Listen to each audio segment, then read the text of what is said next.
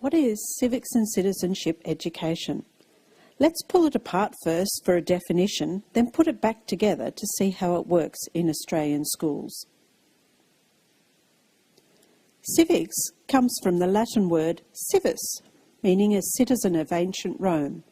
So this part of the discipline has its roots in that great empire.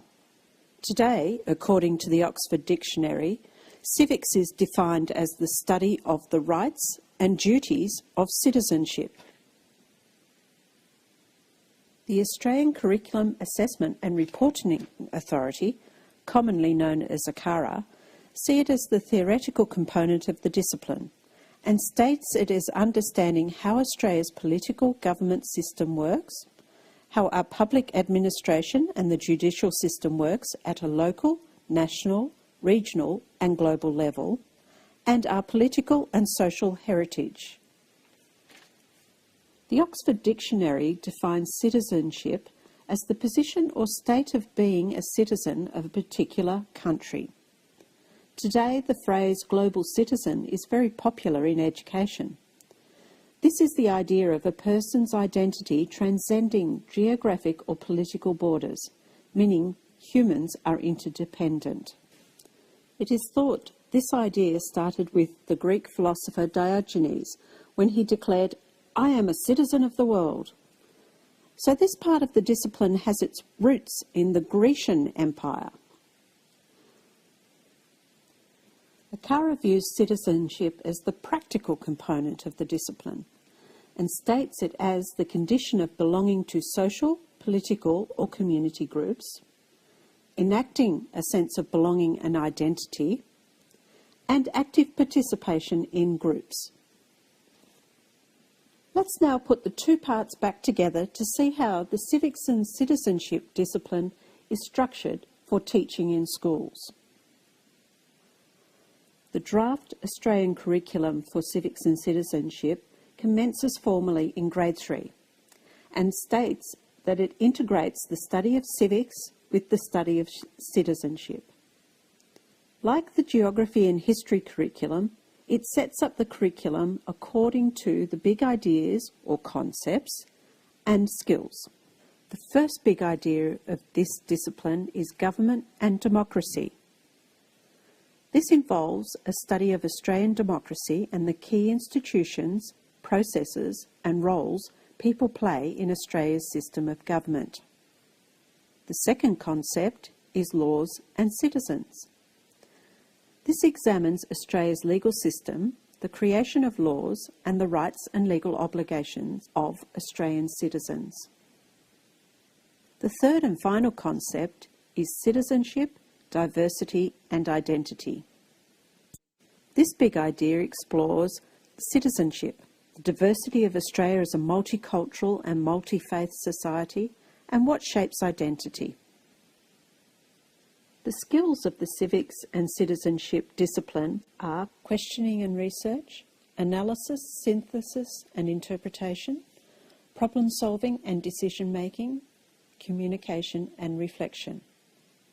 As you will know from your previous studies, these skills are very similar to those from geography and history. For example, in geography we have questioning, analysis, interpretation, communication and reflection, while in history we have questioning, research, analysis, interpretation, communication. The civics and citizenship discipline has had a national assessment program since 2004, with data being gathered on student learning every 3 years. The next proposed collection time is 2016. The tests are completed by a representative sample of Year 6 and 10 students from various schools around Australia. These results, along with other research in the area, have highlighted the following issues in student learning. It has been shown that children find it difficult to understand the difference between rights and responsibilities. They also have difficulty with the fact that rules and laws aren't necessarily black and white. Children also have difficulty understanding how they, as one lone person, can influence systems for the good of society. From the National Assessment Program in this area, we have the following interesting points. 1. Non-Indigenous students perform statistically significantly better than Indigenous students. Students in metropolitan schools perform better than those in regional schools. Female students perform better than male students. And they also found out that there was no statistical difference between students who mainly spoke English at home and those who spoke another language. So what does the research and all of this testing help us understand in terms of how we should teach this area of SOS? First, people such as G, Tudball, Hampston, Murdoch and Reynolds all recommend that you use an inquiry approach.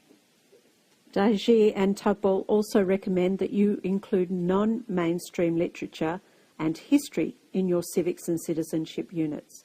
That is, examine unrepresented or underrepresented voices and experiences. Look at what is dominant and why. From SOS textbooks, we get the idea that simulations, role play, service learning, historical studies of governance and active citizenship, and whole school approaches to this area work for children.